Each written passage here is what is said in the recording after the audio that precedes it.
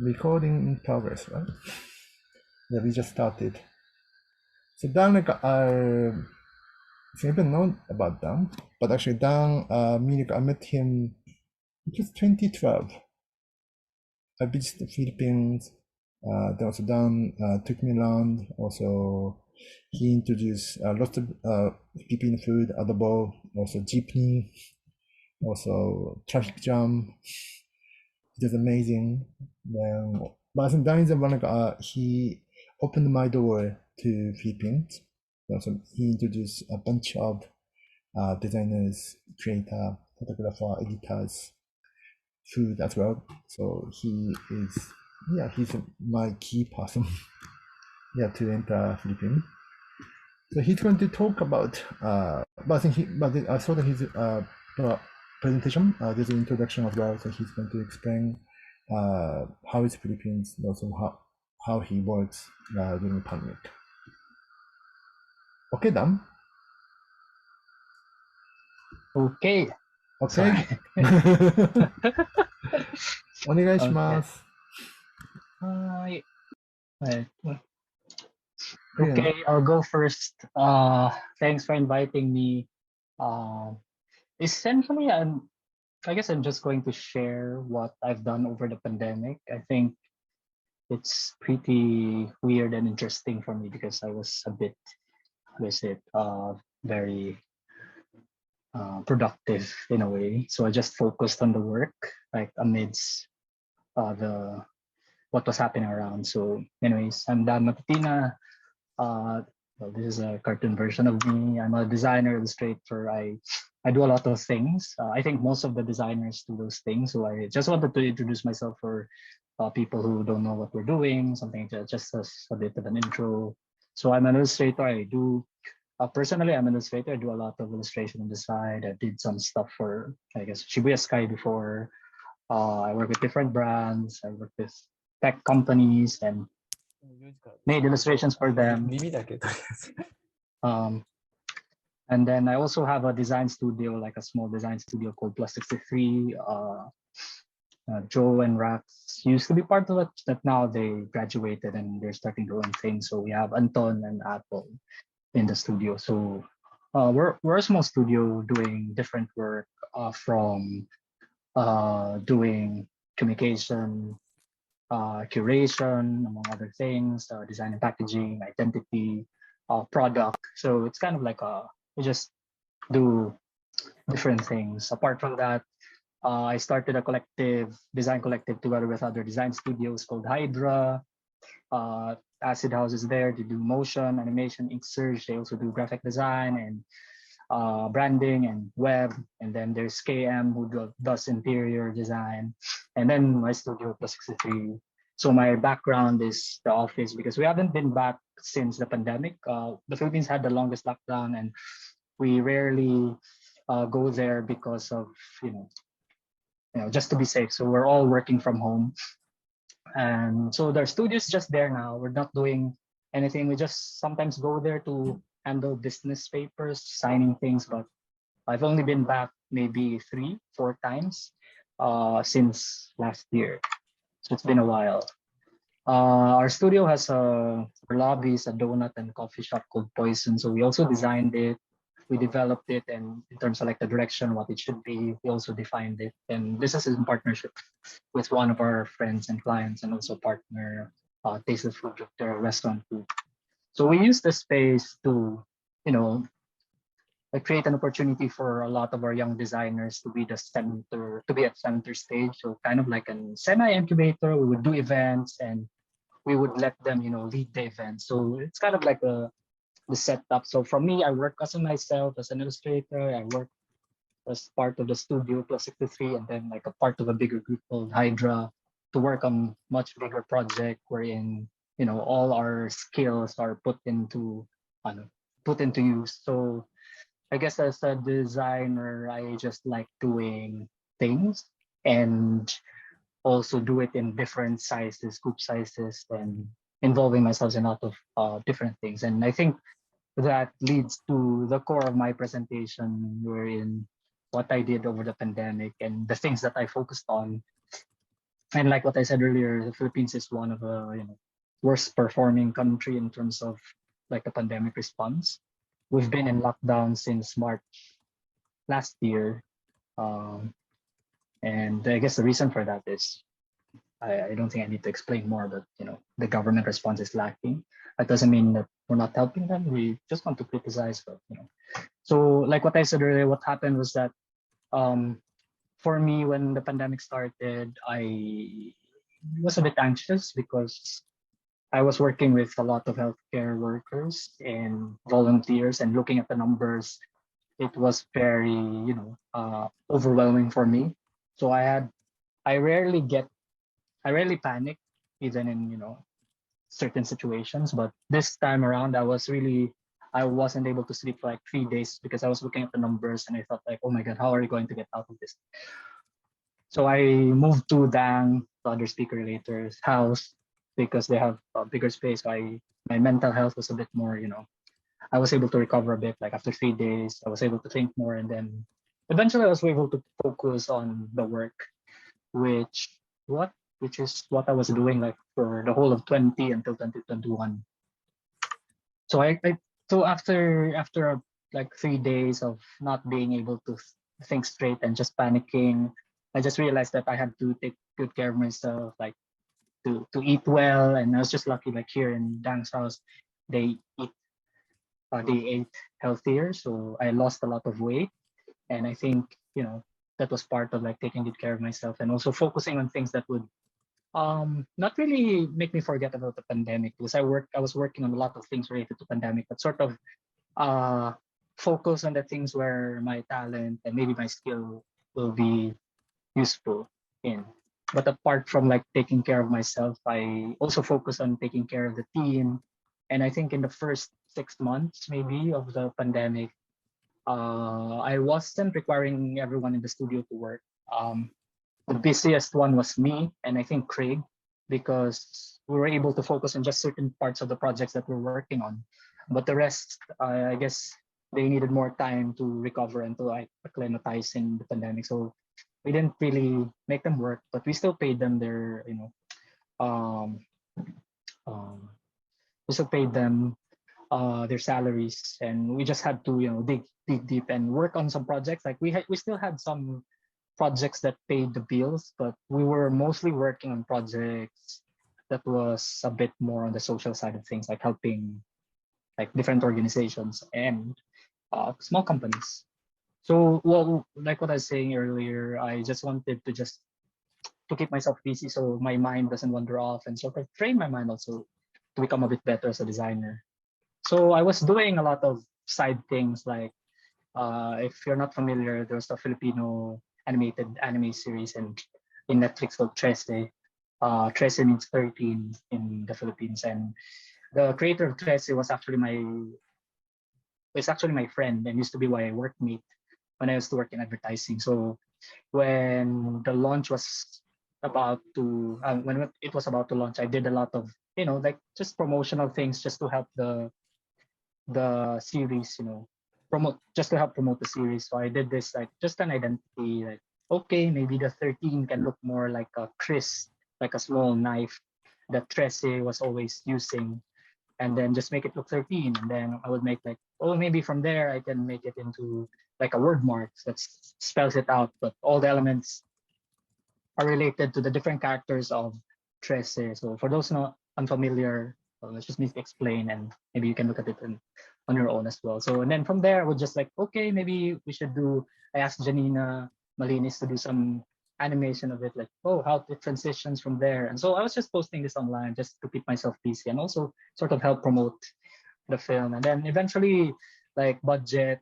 and Kajo, the other creator, they decided, okay, let's just make into shirts. So we worked with Team Manila, a local t-shirt company, and then we just produced these things. I didn't earn from this, so most of the earnings went to Trece, but I was just happy to do it. I know as a designers, we should frown upon this thing, like doing things for free, but for me, it was just more of like, I just wanted to produce a lot of things. And so the fourth one is, even if you keep yourself busy, like what I said, like for most of the designers in the studio, it doesn't mean you have to be productive. Although I was, because I just wanted to come up with a lot of work. And so even when the pandemic was happening, I had a friend who made a film called On the Job. It was the only entry from Asia in the Venice Film Festival this year. So I just looked at the title, and the title was The Missing Eight. So I just thought, oh, maybe. I mean, he didn't ask this from me, so I just thought maybe I can use the number 1 to 8 and then make it to the title for the film. So I just messaged him, the director, like, Eric, maybe you can use this for the film. And then he was like, I just sent this sketch, and he was like, oh yes, let's do it. So and then eventually I asked my partners from Hydra to, just create a fancy animation of the title, send it to Eric, and it's like, okay, oh yeah, let's use it. Let's use it for the film. And then eventually I started, finalizing all the characters. Like it's just 1 to 8, and it identifies all the people who were, missing in the film. So that was the main focus of the titles. And then, we just made it official. It came out in the film as part of the titles and also as the official posters of the film festival as well. Sorry, someone's talking. Maybe we can mute them. Anyways, I'll just leave them be. So that was the part wherein I just, just for productivity. So it's not necessarily something that would make me earn, but just to keep myself fit. And also, like, because what was happening here in the Philippines, like what I said earlier, we had one of the worst COVID responses. So, and then apart from that, a lot of the things happened around us. And this is one of the most important things. Like we have a voice as designers, and we should use it, because being apolitical is not being neutral. We're just really helping the status quo. So we've been involved in a lot of things. Like all of these things are related to, productivity. Like we had a terror law that made dissent, like terrorism. So we had to express ourselves, and then this one, like Tumindig by Tarantadong Kalbo. So just like a show of solidarity, apart from just being productive, also being, being in solidarity with other designers and with other cultural workers here in the Philippines. And then last part is to share our talent. We, like what I said earlier, I wanted to help in a lot of different ways. So at the start of the pandemic, I was working the studio, and Craig, we were working with a lot of healthcare workers. And this was the first month, first few weeks, we were creating materials. And if you look at the materials, we wouldn't say like these are like the cool design work, but we just wanted to do, those things that would help communicate certain situations. And we created assets, just to communicate how people can navigate, or how people can be educated more about what was happening in the pandemic. And so I was also like involved with other designers in Southeast Asia. So this one was with Januar Rianto of Indonesia, and Dan is also from Indonesia. So they were doing a lot of series, and this was a good thing, because a lot of designers were doing, their own connection to other designers in Southeast Asia to, to share notes on how to navigate around the pandemic. So this is what I was doing like for the first 3 to 4 months. And then somewhere in between, we started doing the Design Graduates Toolkit, because we thought there were a lot of graduates from university who didn't have a job because it was a lockdown and no company was, hiring people. So we wanted to help fresh graduates and work with their portfolio, teach them skills. And Mark and Micah and other designers we also asked them to give talks and share with, the fresh graduates, and give them notes on how to navigate the pandemic, or maybe afterwards. So we had a lot of designers, like especially Jad. Right now, he's focused on type design, and he's doing a lot of really, really awesome type design work. So that was what we were doing at first, like working with healthcare workers, working with students. And then eventually, while the pandemic was happening, in the middle of it, we decided to, to create this program called Design Assistance Program. So I also talked to my other friends who had a research agency, a friend who was a food photographer, was a really popular food photographer here in Manila. And then we created the Design Assistance Program. Like we identified like 3 small companies, kind of like Torto Asia, but we wanted to work on their research, on the strategy, on the identity design, packaging, and up to product photography. So Metro Manila is this is here. That's where I'm at. Then we were working with Salin, their reusable, packaging company. So that's what we want to do instead of using single-use plastic. We wanted people to be more engaged in using existing packaging. And then there's one from Ozamis in Mindanao, Johan's Dragon Fruit Ice Cream. So they're doing dragon fruit ice cream. And then there's another one from Davao who's doing kombucha. So we're still working with them now. And the idea was to help do the research, help do the strategy, and how to navigate around the pandemic, and helping them with their product design and also marketing. So we were just mostly, I guess right now we can do it even if we don't have to fly on those faraway places like Ozamis and Davao, because everything can be done online. So right now we're at the stage of designing. We just finished with the design part in the packaging. So now it's just mostly the production. So that's what I've been doing ever since the pandemic. And lastly, right now we're still in the middle of pandemic. And so this time around, we worked with the Design Center of the Philippines and the Design Advisory Council to create this communication campaign called Paalalabas. I know it's Filipino. I'll try my best to explain the context of it.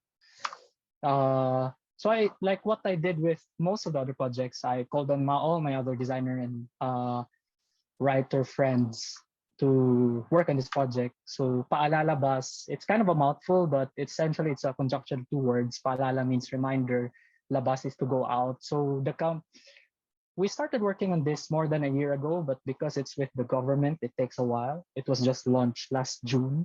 But then I don't know if this is even still relevant now because we've been doing a lot of lockdowns since because of the Delta variant. But the idea for this was just to give a reminder to people when they go out. So it's not something that would scare them to go out. It's just more of like when you go out, these are the things that you should think of. So apart from that, I thought maybe apart from the name, because it was centered on that name, we wanted to develop our own custom typeface. So I asked help from Aaron Amar, a type designer, to create a custom typeface for it that's inspired by a lot of hand-painted signages here in the Philippines. So we didn't want it to be super intimidating as a type because the colors would be a bit more eye-catching. So we just wanted it to be, a bit more approachable that way. And so we developed the whole glyphs, like just a display type. And apart from that, we did a lot of testing with researchers as well. So we tested the name, like different permutations of the name, different permutations of the color, because actually I was very scared about the name because it was hard to pronounce. But then when we were testing it, eventually it came out that people liked it and they didn't seem to have a hard time pronouncing it. So we developed the look, and then, we developed the whole thing.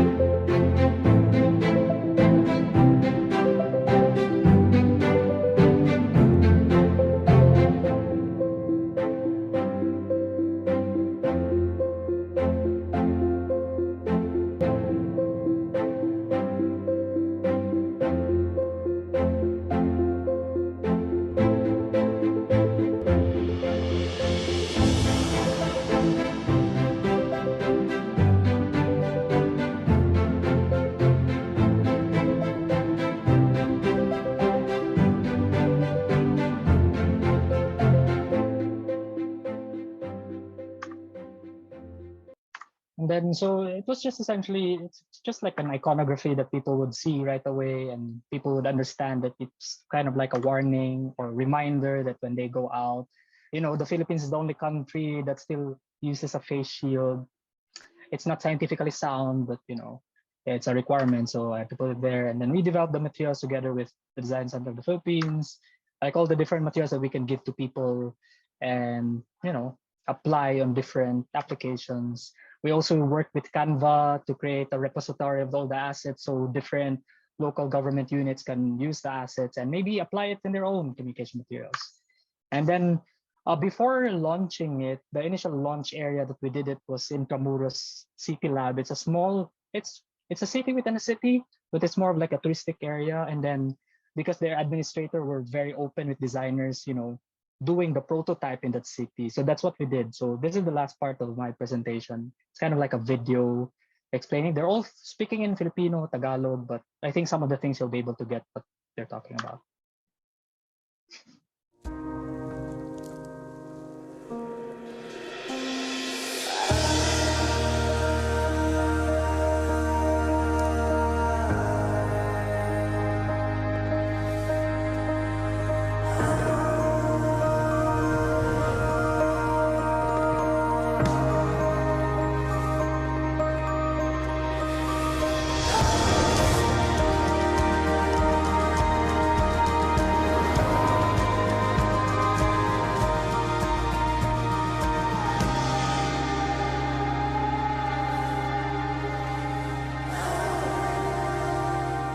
Since March of last year, the pandemic has substantially and adversely impacted the lives of the people here who are depending on the visitors who are coming in every day to us. Walang pandemya, normal lang lahat, nakakabiyahe kami ng maayos, walang restriction, walang gaanong rules eh.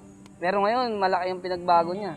Gaya ng dati, makakapagsakay ka ng 3 passenger, 2 passenger, ngayon allowed lang 1 eh. Kaya mahirap, malaki yung bawas sa kita namin. Marami po. Hindi po kagaya po noon na talagang marami ang nailuluto namin. Ngayon po, alalay lang. Yung ina-expect po namin na kaya namin ipaubos. Design has always been important, but then it makes it even more important and relevant, especially these times, because right now, with the givens, the new equation in every design requirement is the virus. I believe it's even more critical because there is an economic situation, there is recession, there is an issue of design being challenged with cost. This design solution should be very practical. Practical luxury can address these issues of addressing how do we fix the problem through design, playing together with all the efforts that's being done by the government and everybody. Thought of a name that would encapsulate paalala and a reminder when you go out. So when we actually designed it, we wanted it to be unique, using a custom typeface. That's also very Filipino. We also complemented it with iconography that would remind people that there's still a pandemic outside. The Paalala Bus campaign is really for me, a very important initiative of Design Center as well as the Design Advisory Council to at least help our countrymen navigate through these very troubling times of the health crisis as well as the economic crisis. And we hope that through our campaign, we will be able to trigger a change in behavior, and therefore a change in behavior will lead to lesser cases happening in the community. And when there are lesser cases happening in the community, then slowly economic activity can come back. Well, I hope that the campaign is accepted by many destinations as well, especially our local governments. So we must believe in the power of the information as well.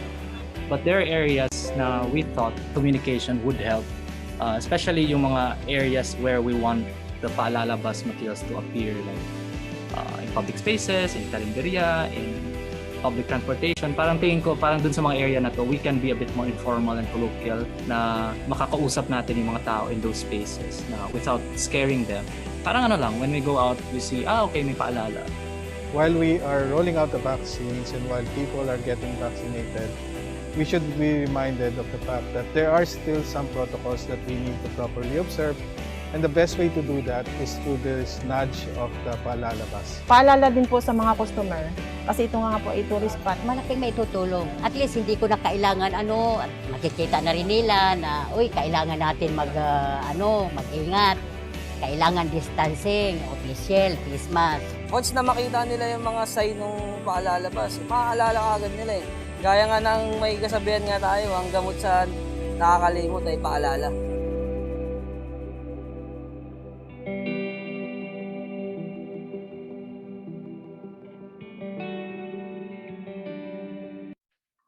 So I guess that's where it ends. So essentially for me, it's like just using the design and communication and thinking behind design to help with the pandemic and also to help other things and to keep myself busy with other things unrelated to the pandemic. So thank you. if you have questions, just ask me.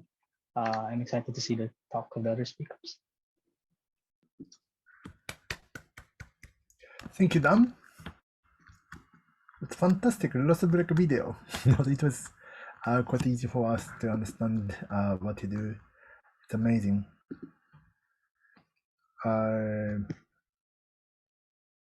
Yeah, like you said, great presentation, Dan. Yeah. But as well, teach it. Do you have any question first? Can I ask you first, as always? Hello, Yes, teach yeah, it. yeah, hello, hello. Then I wonder your campaign, I mean, Palalabas. Did I spell right? Palalabas. Palalabas. Palalabas. Yeah. Did you, Yep. I mean, like you implement, did you imply it with your teams and your partner, which mean like design studio, or do you have any kind of government or private sector partner, like a big company, to join with this campaigns? Because you just mentioned about the delay of the output because of because of some government, I don't know. So can you explain more a bit? Okay. Yep. So actually, it was the project was started by the government because there's a design center of the Philippines is part of the government, and Mickey is familiar with them also. But yeah, they're part of the government, and then there's a design advisory council that's also part of the government. So they asked our org, Communication Design Association, to work on the project. So I was working on that project. I was leading the project. And so we work with like Intramuros, the city where it was implemented is a government, local government unit as well. So we did a lot of work with governments, and we were also talking with a lot of private companies. So, and then even until now, like some of the other local government units, but there was a bit of challenge in some of the implementation because when we were implementing it in some other cities, I think the Delta variant came in, so it's of the COVID. So I think we had another lockdown. So all the communication materials, when we were testing it before, it didn't work in areas with lockdowns. It worked in areas that had a bit of looser quarantine, like people can go out. So it was working well there because it was sort of a reminder. But in areas where there were hard lockdowns, like people can't go out, it didn't really perform well there. So, that was like there was a lot of adaptation and changing and editing and changing as well as it was going through. Thank you. And thank you for your presentation. Thanks, Teshi. Yeah, Dean, that's sorry. Can I go first? Dean, that's question. Could you elaborate on the role of Design Advisory Council? Hello, thanks for that question. The role of the Design Advisory Council is actually to help the government create design policy. So it's more of like a top, not really top, but it was more of like a policy making design council. The interesting thing about the Design Advisory Council is we were pushing for this like many years ago, like going through the Senate to the Congress to sort of create a policymaking body of the government. So that was the Design Advisory Council. So I'm not part of it, but most of the people there, I've met them before. So that's what they're doing, like showing the government like how design can be applied, like in this specific example, like how to aid in the pandemic. In some other ways, they're busy in doing promotion, like in the Biennale or other showcases. So they're more in that sphere of design, like policy and the economic aspect of design.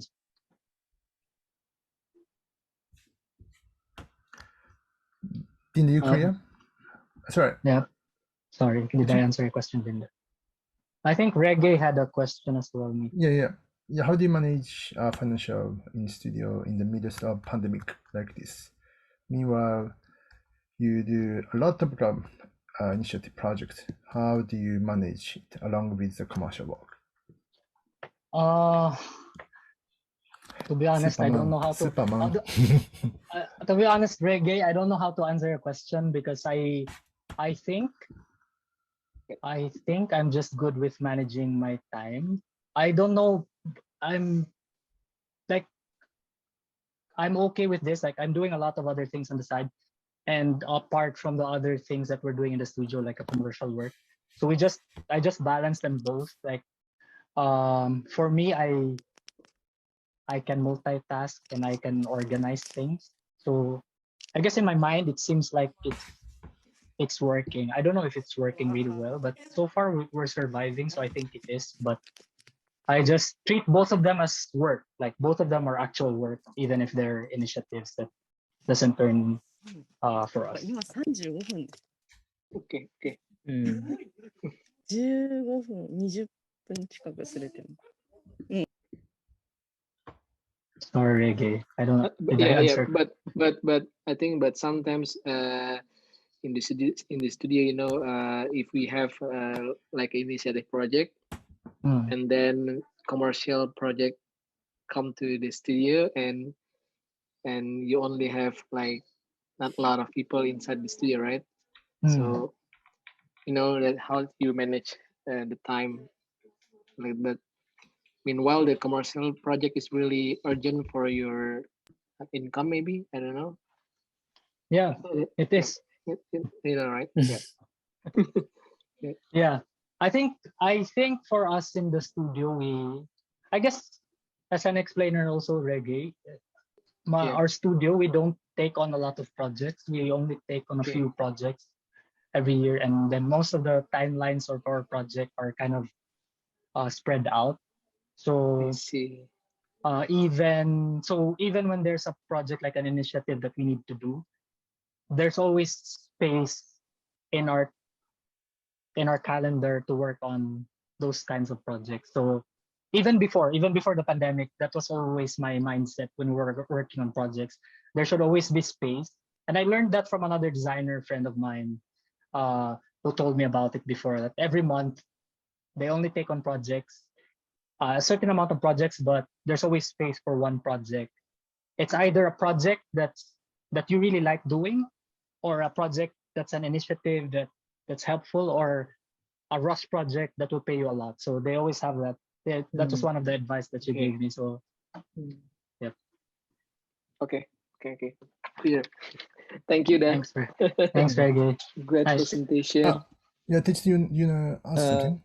Yes. I have two more questions. Maybe one is quite personal, and it's not. First one, I just wondering, because you mentioned about Hydra Design Group, so you have many heads. But what is your body? What is connected the head together? Connect heads, many heads together. What I mean, like how you connect each other. What is the factor? What is the purpose of doing together? And the second question, this is quite personal, because you just mentioned about your mental health condition during the COVID. So that's why you need to move to the young place. But I just, can you, like, if you feel comfortable to explain about during that time, before and after, do you have something changed, like in your maybe bodies, mind, or spirit, or whatever? So is anything changed or transformed during the time of COVID? Okay, thanks for this question. Sorry, I just wrote your question down so I don't forget. First, like Hydra, what connects it? That's actually a very good question, Teshit, because I think one of the strengths of Hydra is also our weakness, because all of us are, we have our own thing, we have our own process, and our culture is so different from each other. That was an advantage because every work that we did, it always comes out different and really interesting for me, because there's a lot of head banging together. The reason why we did Hydra was to answer, it's still an experiment, to answer the problem of scaling up, because I don't want to scale up as a studio. Like the limit for me is like 5 people. 4 is the best, 5 people, and the rest of Hydra is the same. So how can we take on big projects together if we can't grow? So this was sort of our answer to that, wherein, okay, when we need to work on big projects, we vault in together, like all members of Hydra, and work on the project. And then after the project is done, we have our own thing going on. But because we're all in one office, it's easier to collaborate that way because we're in one space. Like we just knock on the other. I mean, before the pandemic, we just knocked on the other studio, like, hey, what do you think about this? All different things. So that was what was keeping us connected. And to your second question about the mental health before, the funny thing about the pandemic was that, well, it's not funny. Like it's just, you know, funny in my mind because I'm super interested in science and all those things. Like I was actually already tracking the pandemic even last December when there were news in Wuhan about, like, flu, people going to the hospital. So I was very, updated about it. And then when March happened, when the first few cases were happening in the Philippines, I actually told everyone in the studio that let's take a 1 month work from home. Like this was a week before the pandemic, because I thought it was safer for everyone if we stayed home even before the government announced the lockdown. And I guess it was super optimistic because I thought for 1 month we'll be able to come back, and then like it's almost 2 years and we're still here. So that was what happened. And I think the first few days I wasn't able to sleep for 3 days because I was just talking to the healthcare workers and all the other scientists that was in the group, and they were sending me all the data and information, and we were discussing about it. And I was, in my mind, it's like, oh my God, we're all going to die. And then just for 3 days, and I was in a condominium, so there wasn't air to go out. I was just stuck in the room, and it was one of the. I guess I realized that I was able to feel how how having anxiety, what anxiety felt, because I was in a lot of different scary situations even before, and maybe something that would make me anxious, but I had a different way of responding to it. But this one was very different. So I guess one of the things that changed when I moved here at Dang's place was, I lost a lot of weight and I feel better. I realized that I was eating a lot of unhealthy food, and I had an unhealthy lifestyle. So that was one of the main things. And I think it really saved me, I think, like moving here and being a bit healthier. Thank you, Dan. Thank you. No, you're healthier now. No, I had no donuts like before. Yeah, no donuts. Yeah. But then thank you so much, guys. So we have to go on the speakers. So, but if you have a question, you can ask him on the chat box, and maybe while talking, he might be able to answer the question.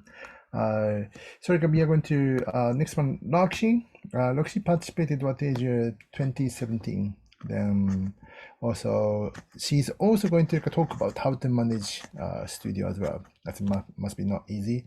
So Roxy, whenever you're ready, you can start. Yeah, I can see your screen. Okay, so hi everyone, I'm Roxy. So it's been a while since I gave a talk actually. So so I'll just share stories, I guess. My talk is about just design studio life in a lockdown. And yeah, since this is knock knock, so I just used a visual of a window since we're just online anyways, and we're just looking through our Zoom. And this is a nice visual that we made for a project we never got to use, and it's a very common Filipino window. So yeah, just here to share with you guys, and we can take a peek into our lives now in lockdown. So yeah, so first is I'm from Works of Heart. We're Works of Heart. We're a social impact design studio. So we work with nonprofit organizations, social enterprises. We want to contribute through design. We want to help organizations, individuals, or businesses dream of a better future, and hopefully through art and design we get to contribute in that. So this is us before pandemic, but now we're just on our screens. This was just taken a while ago when we were playing a game, because that's the only way we can hang out now. We're playing werewolf. So everyone is like trying to hide the emotions, but yeah, that's the team. So we're 10 in Works of Heart. This is around the size of our team since ever since. So it's me. This is Nikki. She's our brand. She's our print and pub designer. We have Liz, who's our project manager. We have Rafi and her cat, beloved cat. She has like more than 9 cats, I think, or more. She's our graphic design lead as well. We have Jamie, who's also our project manager, Max, our web lead, Belle, who's also a designer, Paulina, also a project manager, and then Inya, who also recently joined us for branding, and this is Inigo. He's our finance officer, also my husband, and yeah, he had no choice. He was forced to become our finance person, and yeah, this is the team. I wanted, okay, so same with a dance story. Like during lockdown, I think we everyone went home. So you know the Philippines is an archipelago, right? So it's big and we have different islands, and most of us went home to our provinces when it was announced that you're going to have a lockdown. So everyone went home, and same. We also thought we'll be back in a week, but we've never we have never returned to our office ever since. So me sometimes when I have to pick up some stuff, but I guess I wanted to show you where the teams are. So like, okay, so you can see here, Rafi is actually in Laguna, so it's in Luzon near Metro Manila, and like I asked them to share their views and their favorite photos from their home. So this is what she shared. Nikki is in Bacolod, so it's in Visayas, so near Happy Garaje a bit, near Cebu. For her, what she's enjoying in her province is she's looking at the local shops, local coffee shops, local bookstores. So she's enjoying that. Paulina is way north in Subic, so she has this view just few minutes from her home. So yeah, we have a couple of designers still in the metro, so still in Metro Manila, so Alabang. So this is Max, our resident coffee lover and master. So she's in Alabang. Also Inya, she loves drawing or creating art for plants, flora, and nature. So she's also just enjoying her garden space. Belle is also from Alabang. I don't have photos of her, but she always loves sharing her dog, and we also enjoy seeing that. Liz is in Iloilo, so she's near. She went back home, and they have a farm area there. Iloilo is also in Visayas, so near Bacolod and Cebu area. And then Jamie is in Cavite, so also near Metro Manila. She enjoys the sunsets there every time. Me, I'm in Tagaytay, so it's an elevated area. So it's a bit colder here compared to Metro Manila, and I'm in a coffee farmhouse, so there's unlimited coffee here. People in Manila can visit if you get bored at home. So it's a big space. So yeah, that's where we are, and I guess I just wanted to share that because right, I think it's that's our life now. We're at home and we try to work the best we could. I know it's hard. It's been hard for everyone, both as a team and individually, like working just on a laptop. So some people who joined us, like Inya and Paulina, just joined us recently. We met them just once ever since. So I know it's hard, but I guess my whole talk, I just wanted to focus on two things. The first one is that ever since the pandemic, it's people over portfolio.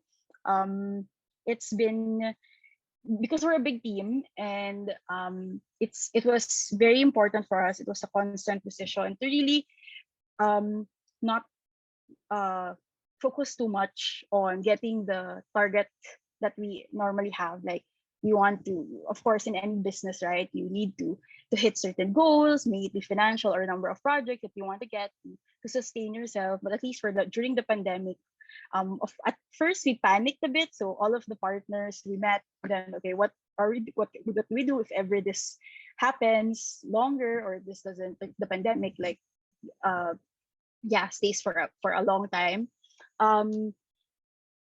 So but after that, when we saw that it's not the impact to people is not just because we're at home, but it's because fear over our health, also how we are impact how we feel about how the management of the pandemic is happening. So there's so many things. So one thing we decided is to really focus on our team first and our people, and we can always improve on our portfolio later. And yeah, some of the projects we did, so it's the same. So one thing we did the moment the pandemic happened is we just went out with a simple survey to ask how people are. So just our friends, our family. We didn't have any particular goal what to do with that kind of data, but maybe we wanted to just hear people's sentiments and ask them what they want, how they are. So our friends, our partners, our clients, our network. And it's funny, it everyone loved the survey so much that they felt they were able to let out their feelings. They even asked for it, and they asked us if they can share it to their own teams because it might help them just let out their emotions. So we never really got an output out of that. It was a way for people to express themselves, to also remember what we felt at the peak of the lockdown. So we did this, and a lot of we even had other people reach out to us, even researchers. So what was asking us that it was a good survey, and what was our thinking behind, what was our purpose, why did we come up with it. But really, we just wanted to check up on our friends and our people we work with. We also tried to be more.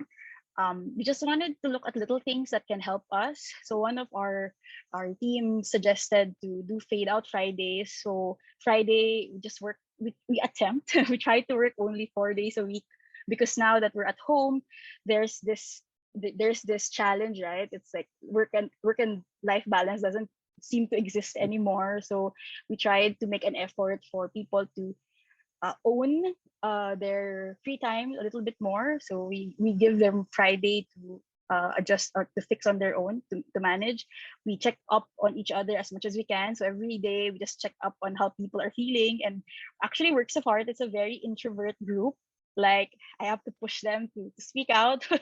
They will hate me if I give them events to talk to. So just little things to check up on how are you, so they don't have to share that they're sad, but they can at least share it this way through our Slack or channel.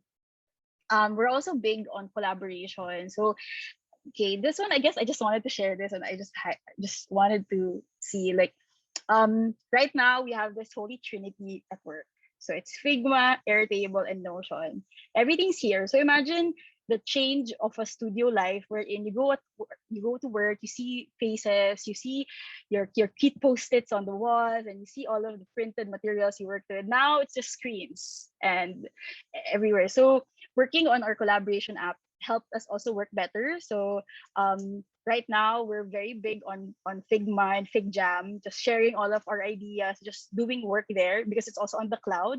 So we get to see people working just right there and then. So here you can see this is a FigJam board on things we wanted to do on our passion projects, and we get the opportunity to like hear who wants to work on something.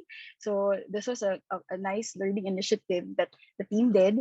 We also use Notion to document everything. Everything we do, it's just documented there. And we also put all of our projects there. And it's so small, but like it gives us a little bit of joy, just little joy to see, oh, these are all of the projects we work with. It becomes more concrete in a way for us, that all the projects that we're working on. And of course, because we are a big team and we do a lot of projects, documentation is big and trackers are big. We geek out over very effective trackers. Everything here is connected in some way. It alerts us, it's in our calendar. So yeah, we organize everything. So yeah, so that's the team. That's how we try to make the most out or do our best at work and move forward. The other part that I shared, so that was one people over portfolio. Now it's partnerships over projects. So I think it's very much the same with Dan, wherein at the peak of the pandemic, we just wanted to like do as much as we can, like reach out to all, we sent out, we message all of our clients, our partners, our friends, like, is there anything that we can do or help out on? And even at some point, like helplessness, right? Especially for a social impact design studio, we claim to want to create impact through design. And what's our role now because of the pandemic? So a lot of the things we did, I guess, in some of our projects is to really move to digital, as our clients did. We also have our projects move to digital. One thing we did, this is one of our passion initiatives. We made this magazine featuring designers from the province. So if in the Philippines, there's a lot of focus in Metro Manila, lot of the opportunities are there. So we made magazines featuring designers from the province, and this was a brainchild of one of our designers, Nikki, because she's from the province herself, from Bacolod, right? So we did this, and we had plans to do multiple versions of it, multiple series, but because of the pandemic, it's so hard to print, so hard to deliver, coordinate. So right now we're in the process of working on a website so that we can share more works of other people and other designers from the different parts of the country, from Visayas or Mindanao, even from Luzon. So yeah, those are just some of the projects, and we tried to divert or pivot a little bit and make use of what we are already doing into something that we can make the most out of. So this project, actually, we made funds out of it, so we sold it, and then we did the fundraising, and what the money we raised, we went to the OVP, the Office of the Vice President's, like fundraising activities. So we diverted it that way. So another project we worked on, so a little bit similar to Dan's Paalalabas, but this one is more on, like, we focus more on small businesses. So one project we did was Print Ready. So it's free printables for safe and happy COVID-free communities. So what we realized during the pandemic, a little bit towards the end, right, is that businesses are struggling, and there are parts wherein it's already, there are moments during the pandemic that we're already allowed to go out or to buy at least our essentials, and we wanted just to make some simple materials so that people are not too afraid to go into the stores, or encourage them to come in, but be safe. So something like that. So we made all of these simple printables, and the direction is a bit more happy, or a little bit more optimistic, because people were already so afraid, and people were already we just wanted to give the little joys back to people, especially if you're a business, you want to encourage people to come in, but of course in a safe way, right? So we printed this out, we allowed people to download it. We even partnered with printers so that they can just contact the printer. They have our files, they can print it there. So again, it's just for really small communities. So it was used by people within our own community. So it was used by a small cafe, small stalls for food, even like this pet shop who used it, and even our printer partners themselves used it. So yeah, so something like that. So we just wanted to give a bit more joy for the small business owners, and in a safe way. Another project we had during the pandemic was to help out with the citizens budget tracker. So at the peak of the pandemic, there was a big watch on how the budget is being used. So a couple of friends on researchers and people in the budget side of the government were like tracking how the national government is spending the money that we had for the pandemic, and they were just pulling out all of these sheets. It's really like well shared, like it's shared across multimedia, social media. It just lists down all of the it lists down the budget that we have, and where it should go because of the pandemic. So it should go to health workers, to LGUs, how much it is, and then how fast it should be spent. So me myself, I didn't understand it, but I know it was important, and I know it was important to keep the government accountable. So if this is the budget they've set, we want our LGUs to really spend it. So we wanted to help out this team who's doing this tracking into something, into translating the data into something that people can understand. So we created the Citizens Budget Tracker website. It explained the budget process in a way that's more approachable, and in a way that we get to track it easily. So we also explained the process of budgeting, wherein we used metaphors, so it's easier for people to understand. So it's also good. It's the target audience is for the general public, but we also wanted LGU, so local governments, to look into this, because this is very comprehensive. So each local government, each province will be able to access the budget that was assigned to them through the site, and they can track it well. So yeah, so aside from just the website, we also did social media collaterals, just to say that, because it's hard, right? How do we connect budget to something so urgent now, which is food and being safe? So we tried to communicate it in such a way that being able to track this money, being able to know how much should go here, should go to the sector, it's for us. It's for all our stakeholders, for our community. So we all made these visuals. We made these graphics. So the speed of the budget being spent was also important. So we also wanted to do that, wanted to communicate it. So yeah, so this is a project we did. It was volunteer led, so it gathered so many people, developers, researchers, designers, illustrators, just to put it up.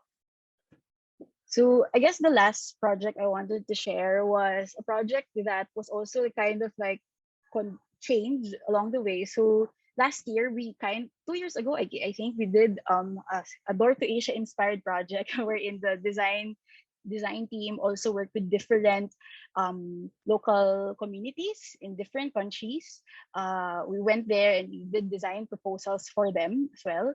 So we wanted to do it again last year. So I actually reached out to Satarana already. I was talking to them that, like, to do a project, and then we were already saying, oh, we can plan it soon, but because of the pandemic, there's no way for us to go out. And for our studio, we actually do lots of immersions, and we do lots of meeting the community as much as we can, doing the research, being on the ground. And it impacted us a lot now that it's a pandemic, because we just have to, everything's online. What we did instead is to move it online. So just recently, we launched the Good Design Assembly. It's an event that gathers creatives, designers, and people from the social impact sector to come together and discuss how design can really make an impact. And here, the same spirit of what we wanted to do initially, to meet and to discuss, this is also gathering of people from different region in the different parts of Asia, so that we can share also our experiences and our projects to each other, and we get to learn from each other. It was a very small project. We wanted initially for Works of Art. Initially, we just wanted it for us. Like, we wanted to learn and get learn new things, to reach out to people. But what we realized is what we're experiencing, the willingness to talk to other people, to get connected once again, something that a lot of people may also want, especially in the time of a pandemic. So we opened it for other people, and it was a very it ended up being a big project that everyone at Works of Art had to do and had to come up with. So we did everything. And yeah, we had topics on designing with citizens and the government. We invited people from Tension Studios, at the AI for Gov, Design Center of the Philippines, so even the government, participated. The Philippine government also participated. We had a topic on rallying women in and for design, because works of art is like almost all girls, so it's very important for us to have a topic of feminism. So we invited Ina, and we also invited Dang, who's gonna speak later, to talk about that. Then we also talked about branding messages of a better future, right? So this is a big question for us. Like, okay, we're gonna design a logo. What's the role of a logo or of a visual identity system if we wanna build better future for everyone? So we invited Where's Got from Malaysia. We invited Miki-san, and also Alt Mobility. It's a nonprofit organization in the Philippines focused on building better cities. So we asked them how is branding even important to such a big mission and vision like yours. So yeah, so that was the event. And we've learned so much, and all we really wanted to do was to start those conversations, to share that these people exist, these initiatives exist, and people can learn from them, can start the conversations from them. And we've actually extended this later on. We didn't want the conversation to stop through the event. So the very young team of Works of Art, not me included, because I don't know Discord, they suggested to put up a Discord server where people can just join and discuss together and continue talking about those topics. So yeah, it's such a busy community now. We just share projects, we share experiences, we share there are questions that would prompt people to share their thoughts, like good conversations. And we try to do small events every month, just to continue the mission and vision of the Good Design Assembly. So yeah, that's why it's called Good Design Club. So yeah, basically that's it. Just those two things I wanted to share, on how we're trying to survive and push through, and just continue the work that we want to continue, like even in the midst of a pandemic. So yeah, I think that's all. Thank you so much. Thank you, Roxy. Wow, it's amazing. That's a project. Teacher Ulrike, you are raising hand? You sum up. Yeah, it's great. Yeah. Amazing citizen, like a budget tracker. Wow. Is it difficult to start with? Yes, because we had to understand the data. Yeah. So yes, we had to understand it. And yeah, there was also a lot of data to do. So it was also I guess it was also important for us. I mean, what pushed us to do it is because there's already a lot of other existing projects, and we didn't want to do redundant work, right? And then there was this particular group of researchers handling money, tracking budget, that needed the help. So instead of like doing redundant work, we focus on, okay, like what can we do? How can we manage it? So yeah. I think, but twins open the budget maybe in Japan case. For example, it's quite as maybe stakeholder, they don't want to share the budget to like everyone to, but I think transparent is not easy for them to hide a lot of situation. Yeah, no, I think they were required to be transparent. I think the challenge is if what they're sharing with us is something people would understand or appreciate, or sometimes because they were busy, they even track how for them to send it. Like sometimes they don't share it, not because they don't want to, maybe I don't know, but maybe sometimes it's just that they're doing a lot, so just the tracking or sharing is hard. So whatever they put out, the citizens budget tracker team collects, they gather it, they check if it's complete, if it's lacking, they actually push for them, they contact them, is this report ready, can we put it? So there's a lot of like logistics and managing from their end. Actually, once the site was up, they had to do a lot of work, and actually that project has inspired local government units, because we were tracking the national budget, right? But the local governments also needed to track their own. So the model kind of like helped them. They also wanted to apply it to their own local smaller governments. Wow, that's great. Yeah, but then do you have any question, you guys? Also, thank you for inviting your talk event. It was amazing, but I haven't. It's already starting Discord one. Discord. Yes, you should join, Nikki. Can I join? Please teach me how to use new technology. Yes, Dan is also there. That's great. But also, you said also you have a lot of playing a game with the team to keep your team's motivation. How do you normally play a game online? Online, there's just online games that we use. So, yeah, I'll give you the link, Nikki-san. But there's a lot online, so just search it. I think the game we played a while ago was Werewolf. So you have to guess. It's like Mafia. I don't know if you're familiar. So you have to guess who's the killer or werewolf, and then there's just a link that organizes the game for you. So yeah, we do that whenever there's birthdays or successful launches of a project. Wow. Question, sorry, before going to the next one.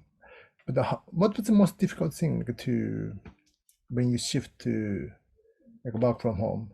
So you have to do everything through the screen. But I think I saw like many new apps like a Figma, Notion. They also use like also Google spreadsheet. I think very organized.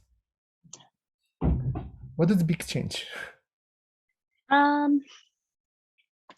Well, to be honest, the team was a bit used to working from home because we have 2 work from homes in a week before. So we were lucky enough that it wasn't that big of a change, I guess. We were kind of used to working online, but definitely there were a lot of adjustments. But I think it's more of just each one of us more and more personal and more how can we motivate ourselves. We're all stuck at home. We only go out during essentials like going to the grocery. So I think that was hard for a lot of us. I guess it was also hard to kickstart projects that entail a lot of research. Because before we do a lot of immersion, we like going on the ground, meeting the people. So now it's a bit harder. So we have to schedule it all online. So yeah, I think that's a challenge. But sorry, didn't ask you one more question. Sorry, how do you manage a final design project with so many in the team? Yeah. Well, how to but your company is work hard. How to keep your warm heart into the design? Well, I guess the team can answer that better because they're really much more focused on the actual projects. I think that one thing that we're trying to do, this is something that with Paulina here, who's also in the call, we're trying to spell out the impact more clearly. So we want to be able to assess the impact of a project.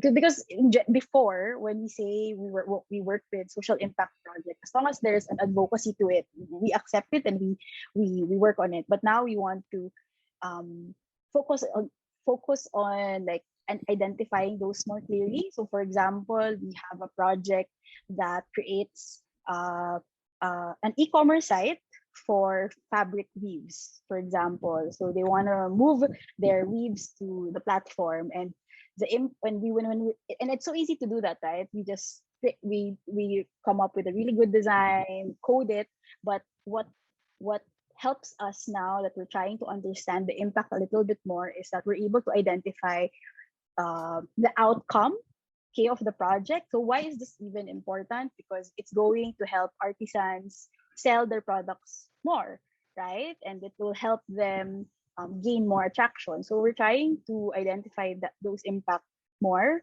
And I think that's the drive of the team, because we know this is a very important project, because we know the outcome of this project. I feel that's what keeps everyone motivated and focused, and yeah, that's what keeps everyone give their all to the projects. Great. But that's amazing like talk. I think you manage with with team also. Some of them living in a really nice place, near the beach with coffee. Like, yeah, I think let's talk more. Yeah, later. Yeah. So thank you so much, Rakshi. Arigato. Yeah. So I'm afraid that we have like 2 more speakers. Yeah, we go next. Please go Dunk.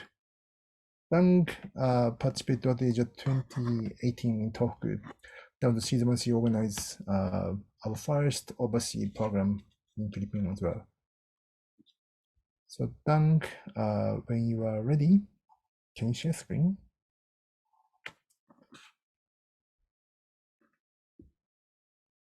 Yeah, I can see now. Please unmute.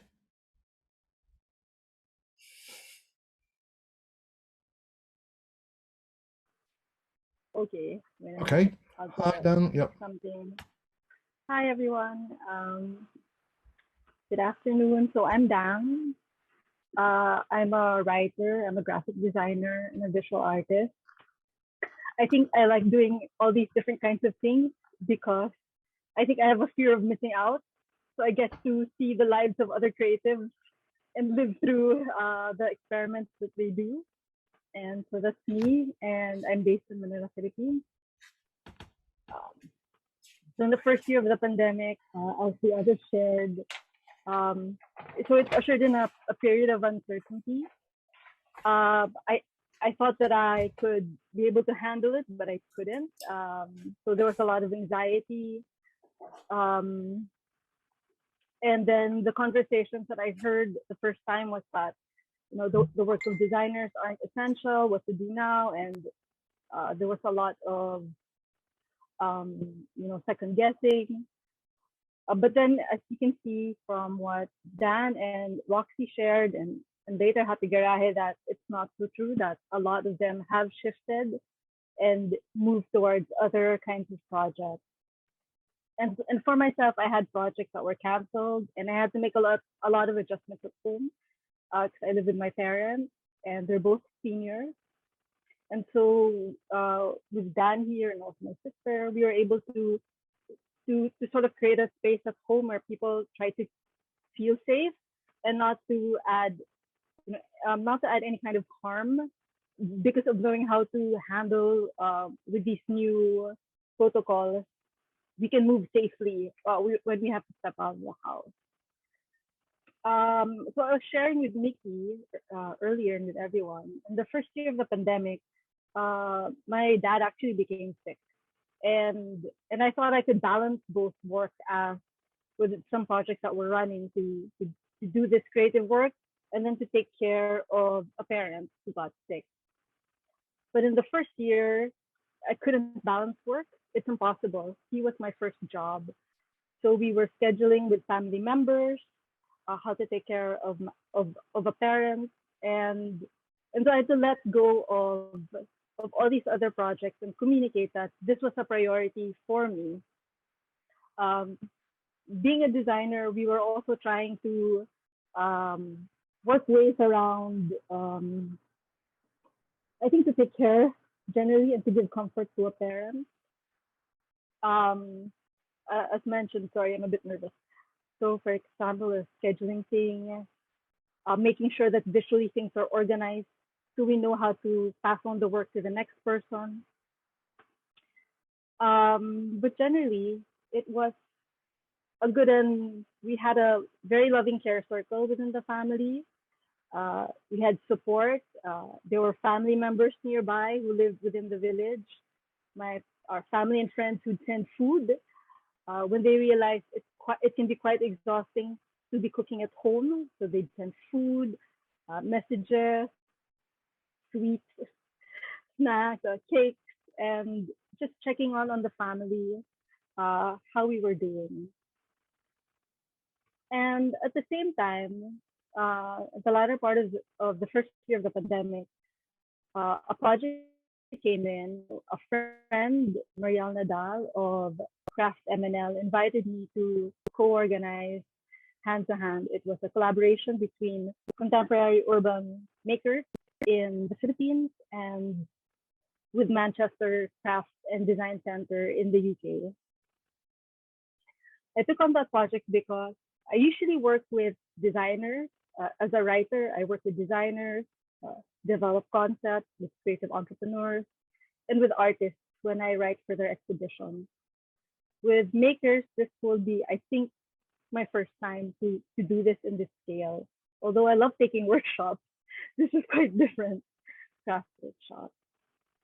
And we were working with prompts, being in a pandemic, like how can makers make a difference? How can we support one another at this time? What are our creative journeys and how we think about family and the futures we make. And so this is, there are a total of 12 because there are two pairs from the Philippines. So we have one from Baguio, from Metro Manila and Cebu, and that was Happy Garaje. So the makers in the Philippines, they actually inspired the themes to work with. Having understood their stories, know them personally, more than half of them I do. And my partner in this project, Marielle, knew most of them because she is part of the craft community here. And then the makers in the UK, we shared these themes to them, and the selection came of those who responded to those themes. And then from that, we were trying to match them. And so I think that was how they were matched in an organic way. And so we used a lot of Zoom meetings, and this is one of our meetings. So this is Happy Garaje, matching them with a maker, Nikki, who's a potter. I selected Happy Garaje because I saw their work. I know them also as designers, and then as toy makers. And then Candy on the upper right, the one with the green thing at the back. She's a knitter and she works with women farmers in the northern part of Luzon. And then we matched her with a studio potter. And then we did a lot of, those breakout Zoom calls so they can talk to one another. And so you're not like super listening on while they make conversation, making it awkward. So a big question there was how to manage these collaborations. It's something that I think about often because a lot of them do have different processes. Obviously, they're very different people. And how they work together, it's up to them. So the best that we could do actually as people who are facilitating this exchange, collaboration, or dance, if you think of it that way, is to help give them structure but still leeway on how they want to go about it. And then so in the early part of last year, works were coming in, and we were seeing people submitting work and showing us. Oops, sorry. And I think a big part of it was in this collaboration, as much as we wanted to see the final work, we also we were more curious about the process and how the work will come out is part of that process. Uh, how do they develop these ideas? And some can be so specific. This flash of inspiration that came in, and how they were talking to one another and developing ideas. And at that early part of this year, so when my father passed away, I had this is a rough painting of a mango tree that we have at the back of the house, and he loves that tree. And I was thinking a lot about um because I felt like I was moving between two things or two worlds. I was I was ushering a parent towards, let's say, a next transition, and then I was also working with makers and trying my best to support them, two partners to usher in also these new works and stories. And a lot of it was because I can be a control freak at a certain part. There's some points that I had to let go and just let them be. Uh, because sometimes, do you step in or do you just step aside and let these things happen and wait until they ask for help or clarity? And um, when most of the final works came in, uh, also the makers that we asked is that for me to write their story, I have to see their process. So we asked them to document their process, how they related to one another. And here I was, and then things were coming up. I couldn't write the same, I couldn't follow the same framework for every collaboration, which was obvious at the start, and then I forgot. And then it's made clear again that they all had a different shape of a story because they were working with something else. There are people who talked about this concept, met this way, did this thing, and then that. There are others who shipped who shipped objects from the Philippines to Manchester and then back, and then um, there are others who went separate ways and um, had to think about um, how to. Well, it was for me to also put things together. How will I tell this story? How can I put these stories together? And in one of my conversations with a lot of the makers was that it's so hard to promote work now in a pandemic when it feels like you're selling something that people don't need. So I think about that all the time, and I think that's not quite true. So here's a picture. For example, one of the makers that I work with, she does candles and um, candles and scents. And so for the home, this is Lala de Leon of Simoy ng Haraya. So in the middle of the pandemic, in this photo, you can see this is Unda, or All Souls Day in the Philippines. So it happens around before November. And this is a photo from 2019 that I got from a website, from a news website, GMA. And then so Filipinos uh, flock to the cemetery to visit their loved ones and light a candle, respect and honor. And in 2020, in the first year of the pandemic, they closed it. You can't go for safety of the public. And and and what request that came in that she was able to help was she made these candles with the names of the loved ones who passed away. And it was a way that I think offered comfort to a lot of Filipinos who lost a loved one, and so they could have this candle and light it at their own home.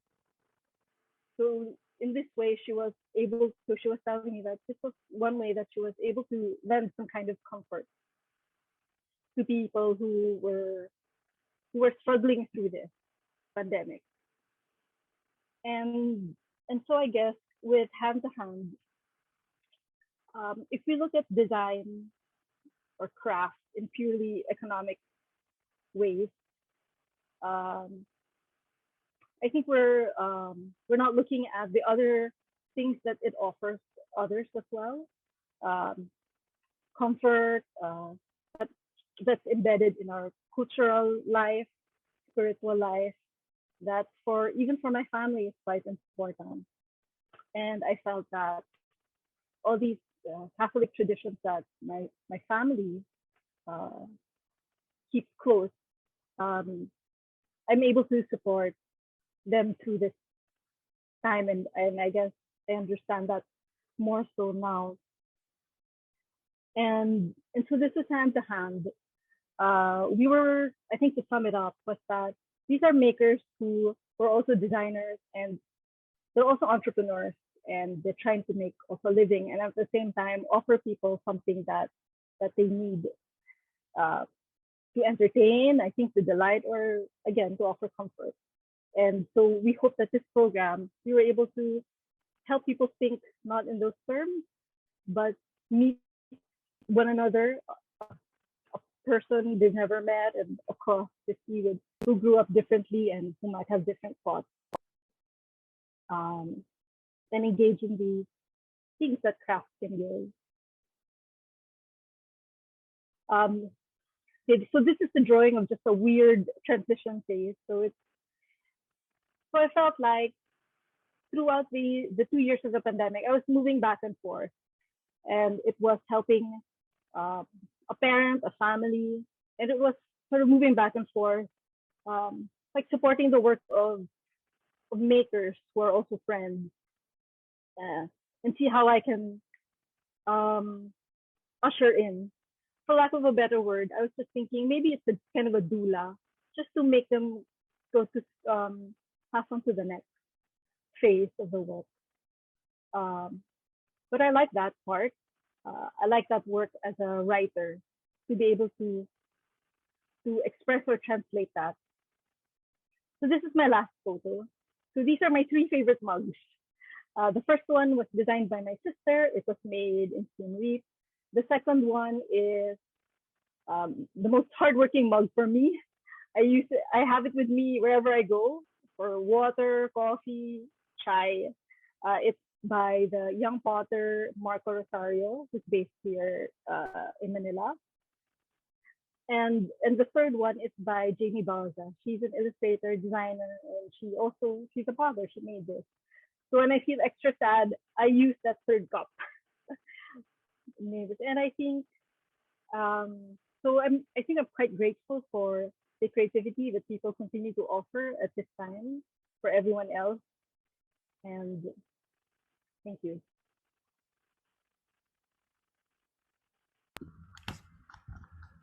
Thank you, Dan.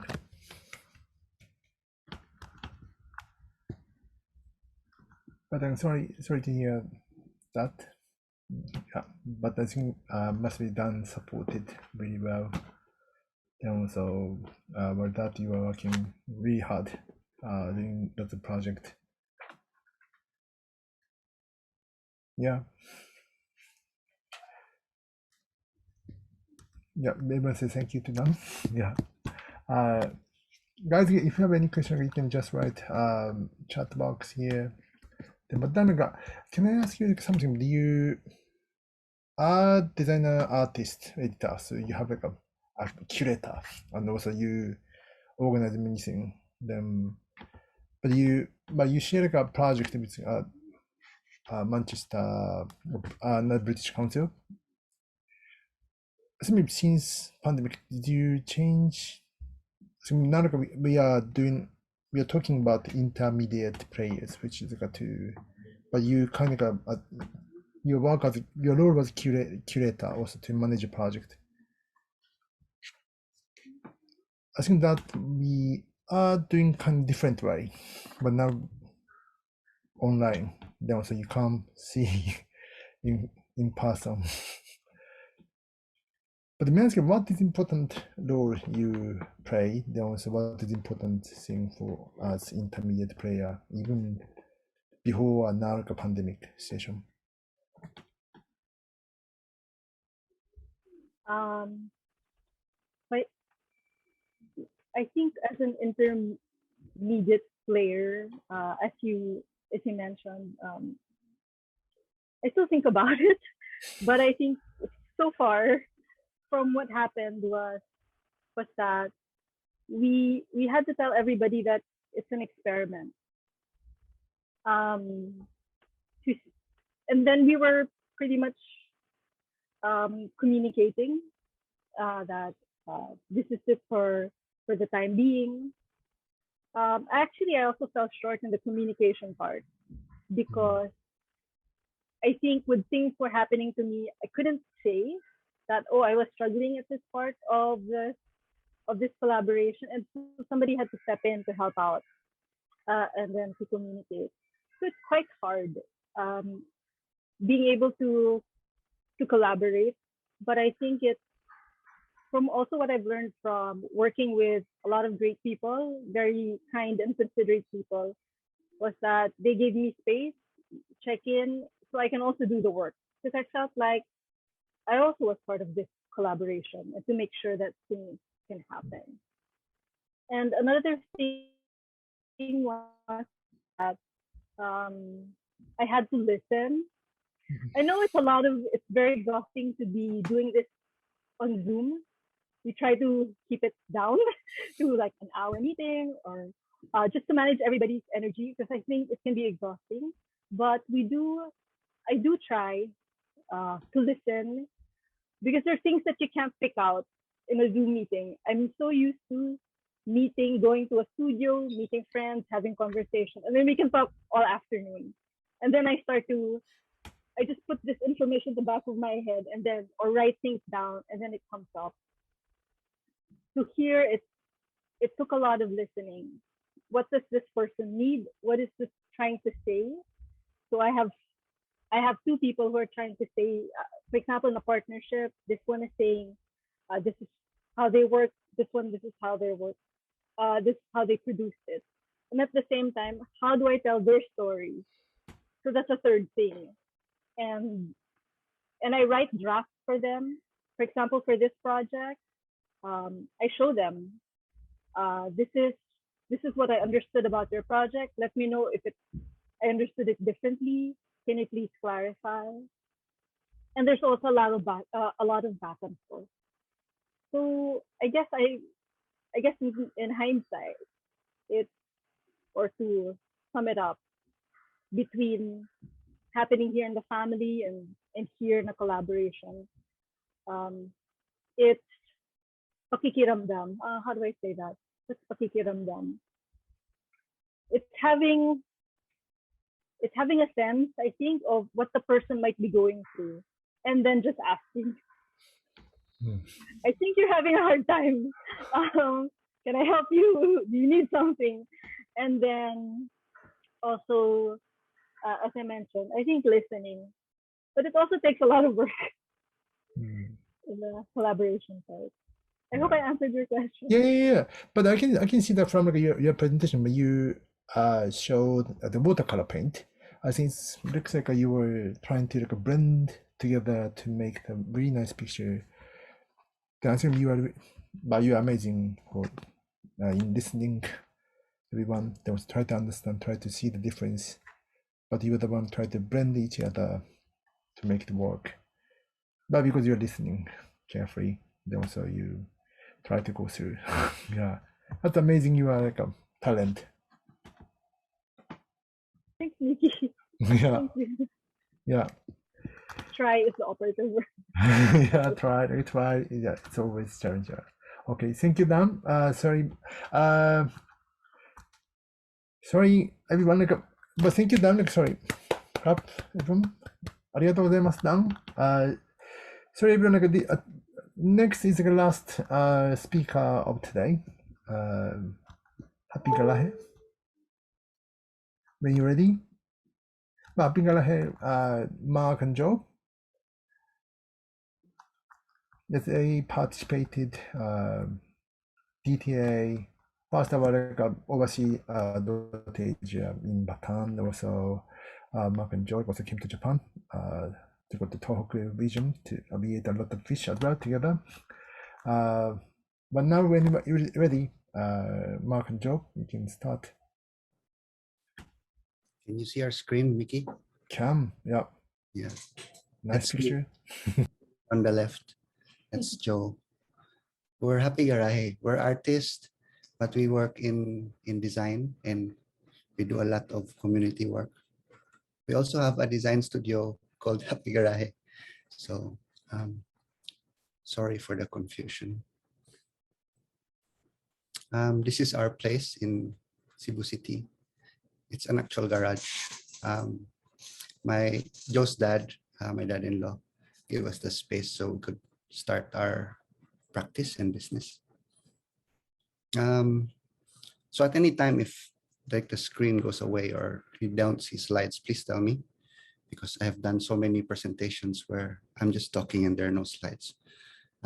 This talk is called No Templates for Knock Knock. So 2019 was for the studio one of the best years ever. We started in 2009 and slowly went up there. This is across our house in Cebu IT Park. You can see in 2000 there was nothing. 2018 full of buildings. So we started maybe in the middle here in the line of the two pictures. This is Cebu at nighttime. This guy, Butch Karungay on the top left, he's a designer also. He led the initiative to pitch Cebu to be a UNESCO creative city. So we are a very strong furniture design city. Most popular maybe is this guy in the bottom left, Kenneth Kobonpue. So on the shoulders of the furniture industry, all of the other creative industries rode the wave and we were granted that distinction. For us, we were graphic designers. We worked with so many restaurants in the city. This is one of them. It started as one bakery. Now it's about 8 branches before lockdown. This is a Mexican taqueria. I always remember this project because this is like the first time we were given complete creative freedom, which has turned out to be very scary because you cannot blame the client. You just blame yourself if it doesn't work. We made like a character that lives in this taqueria, and people on social media, they start picking it up and having their fun. 2019, we also were part of Cebu Design Week, part of some committees. We did branding. We founded our first conference. Lots of our friends, including Nikki, Roxy, Dan, they all came down. Thanks to Dan, Dang, and Felix, we got to work for Uniqlo that year. We did a picture book.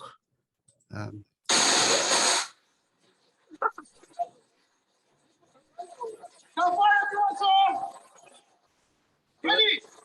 1, 2.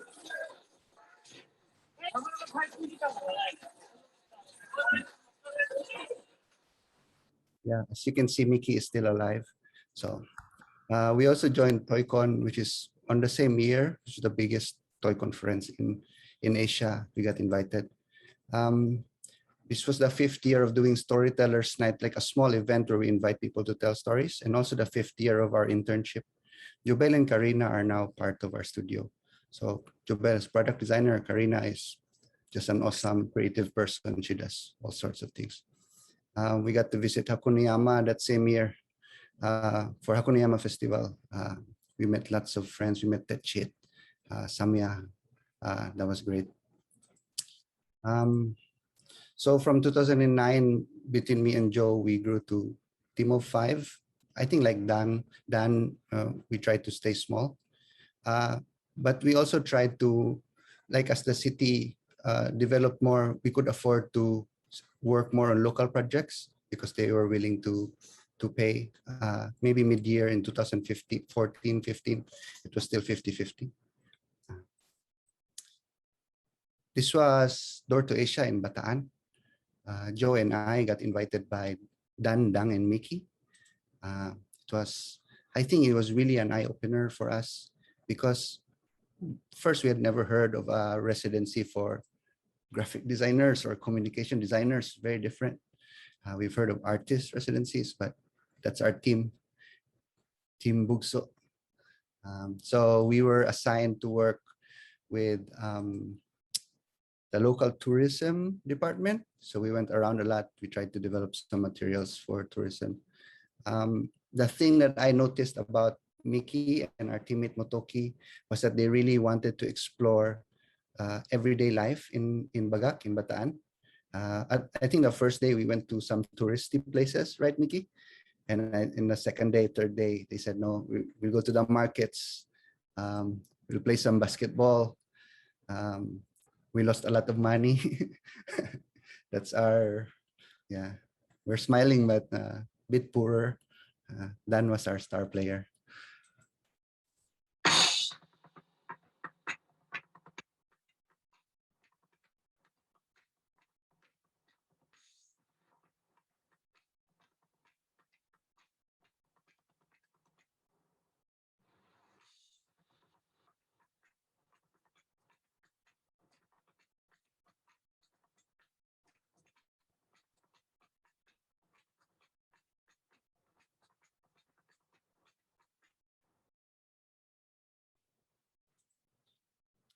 It was actually a very intense kind of program because you're stuck in this place. We have to stay there for 9 days, and we got to work with Motoki, who is super awesome designer, just very good. We learned so much from his process. Also a lot of pressure on our part to deliver because we just wanted. So we came up with sort of like a tourism campaign. We wanted to bring it to like the level of the community wherein they can vouch for each other, they can vouch for places, and people can sort of like share all of the different things that they like on the ground about their province and their place. The thing that struck me about this project was when we were almost finished, I asked Mickey, do you expect it to be implemented? And I cannot forget what he told me. He told me, sometimes Door to Asia is about just planting the seeds of ideas in communities and people, just to let them know what's possible.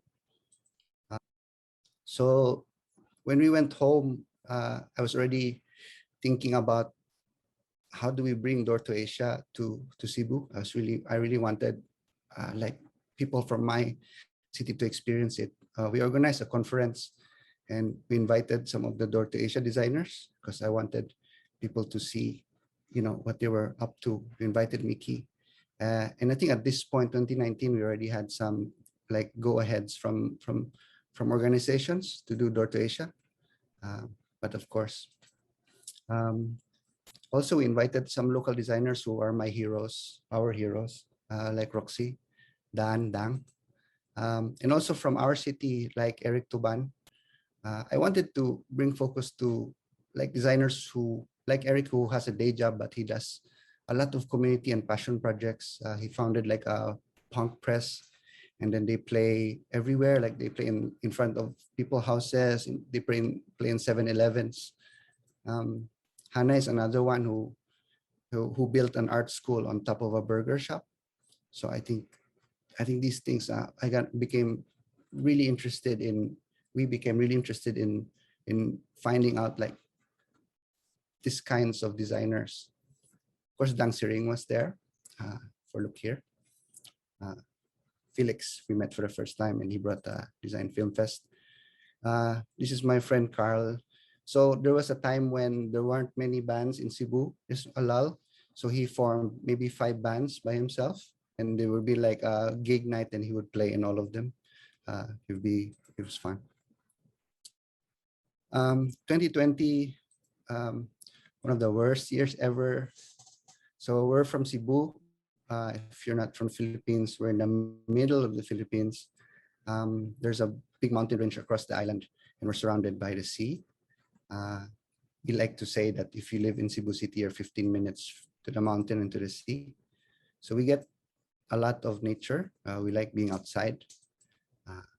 We get a lot of fresh fruits and fish. We're also a mix of like old town, downtown Cebu, and uptown, which I've shown you in previous photo. We have this big festival that I've not attended in years, but a lot of people do. It's a Sinulog festival. People come from the islands and they join like a street parade. Last year was the first time it was postponed in its history because of COVID. So it's been very quiet for a city, for an island that relies a lot on tourism. It's been very difficult for for everyday people. It's a struggle between trying not to get the virus and trying to earn a daily wage. As mentioned, we've been in lockdown for so long. My daughter is her second year of being completely online in school. Yeah, it's been hard. She misses her classmates and her friends and school. And for people like artisans and fishermen, it's been hard as well. So 2020, like most of our projects got canceled. We had some uncertainty about salaries and keeping up the studio, and most of it, Roxy mentioned, like not knowing when the pandemic would actually end. We thought it would be 2 weeks, 3 weeks, maybe 1 month, but now it's been very long.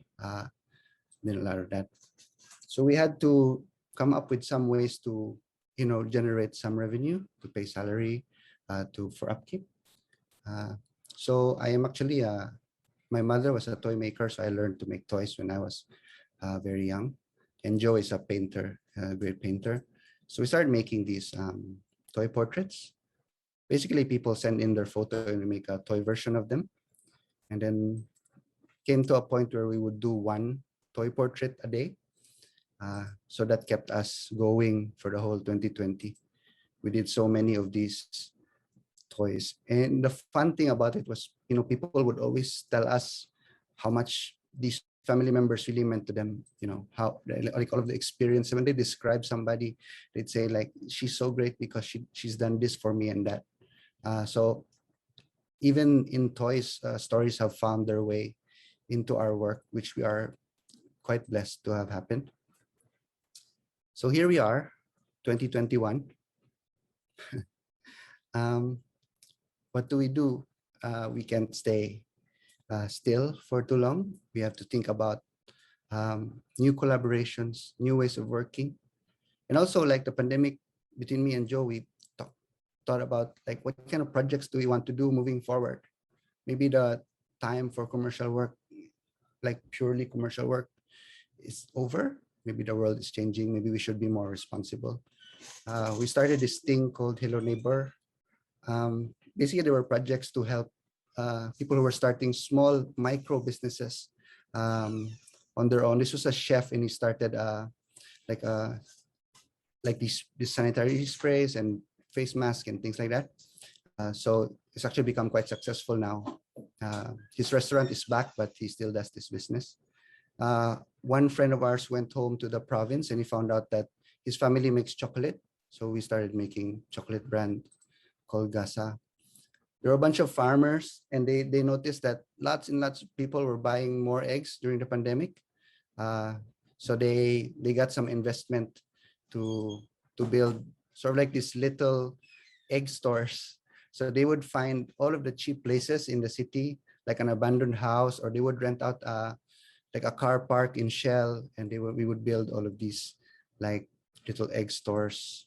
Yeah, this is the chocolate bar.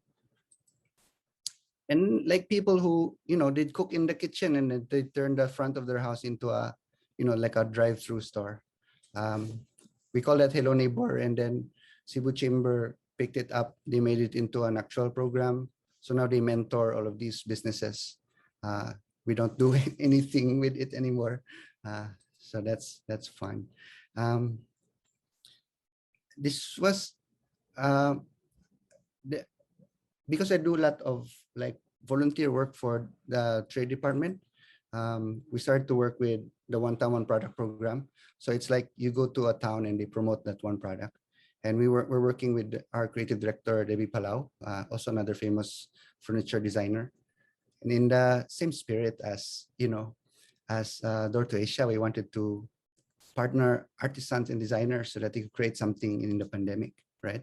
So this is like one of those ideas where we learned from Door to Asia, and it's been, we apply it into our work. The project is called Kalibutan. The word Kalibutan in Bisaya means world, but it also means awareness. So you use the same word for world and also for awareness, meaning you know what's happening around you. The project is participated by 39 different small businesses across our region, Bohol, Cebu, Negros, and Siquijor. So we want to partner with artisans, will partner with designers. It's good for artisans because some artisans, they've been making the same product. They're very good at it, they're masters, but some of them do not have the capacity for research and development. So we basically went to some of our designer friends and really asked them to join this project. We were so happy that a lot of them agreed. So now they're spending their time working with artisans to develop new products, new ways of making. A lot of them are home kits. This is Jubel. Very proud of her because she was our intern and now she's part of this project making these things. These are like some of the visits to the makers. Well, it's strange because, sometimes you say like you want to do this and that, but I feel like creative work, like our work, is always a response to things that are happening in the world. So we see something and we try to solve a problem, or we see something and we need to survive. It's also a combination of things that we learn, like things that we learned from Door to Asia, we try to apply to our work. Things that we've learned from being friends with Dan and Roxy, we try to apply to our work. So this, like the creative life that you have lived takes on a shape and sometimes it's not completely in your control. Thank you.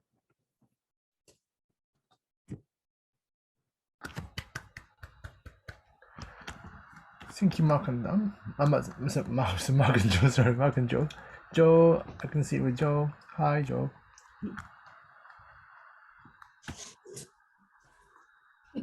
Joe is Hi. new. Yeah, Joe is with Sama-chan. Yeah. It's so amazing talk. But the first thing, it must be difficult for the pandemic because you have a daughter. So you have to manage online classes. Yeah, I mean, like online classes is, I know it's different, like PE, for example, is you have 10 kids making jumping jacks in front of the monitor. Or playing badminton by yourself and then your classmate, like, yeah, it's very fun. But then like our daughter has been especially hard for her because she's our only child, like yours, Mickey. And then our street, there's only one other child and sometimes she's not allowed to play. So it's been difficult. Yeah, but she want to go back to school to meet friends, right? Yeah. Even if you have a question, just hand up. Sorry, I want to ask you a question. I think from Dan's presentation, I think someone said design is more important now. I think to help more people, I think during pandemic. But I can see that. How do you feel the reality? But also, you can see Cebu is obviously just no tourist. I think those are business that has to be changed. So, yeah, how do you want to help more?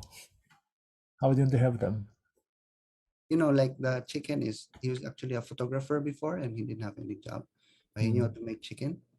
So we were just chatting and he asked us, can you make some graphics? Of course, we make the graphics. That's great. Then also when you did the project like collaborating with like artisan, also design. Is that still on the process? Yes. So we started in June, Hmm. and then it will be finished in December. Oh, quite soon. Sorry? So it's quite soon, but it's Yeah. going to become like a actual product.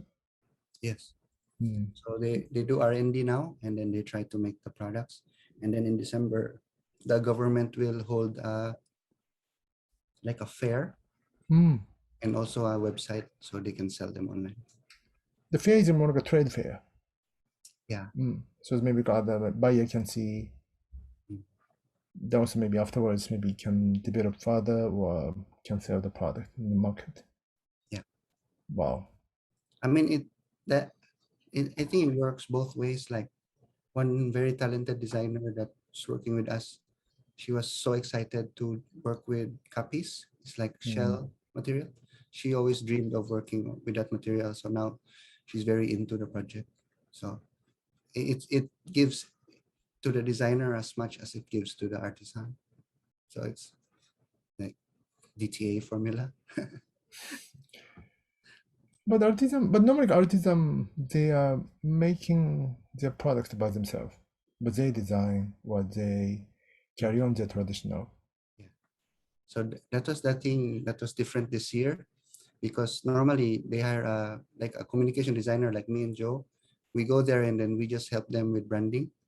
But this year during our conversations, we said, why don't we try and invite some product designers? There was some initial worry that maybe cannot afford them because some of them are, like Cebu has very famous product designers. But of course, being, they're good people, so they want to help. So now they're helping. So everyone thinking responsible to the board. Yeah. Yeah. It's good to think about it that way. Yeah.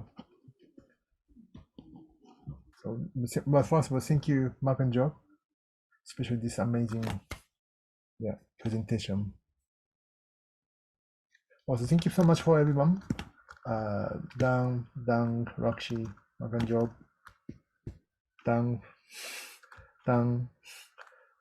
Rakshi, with heart, Mark and Joe, But thank you everyone. So hope as we will try to organize this every month.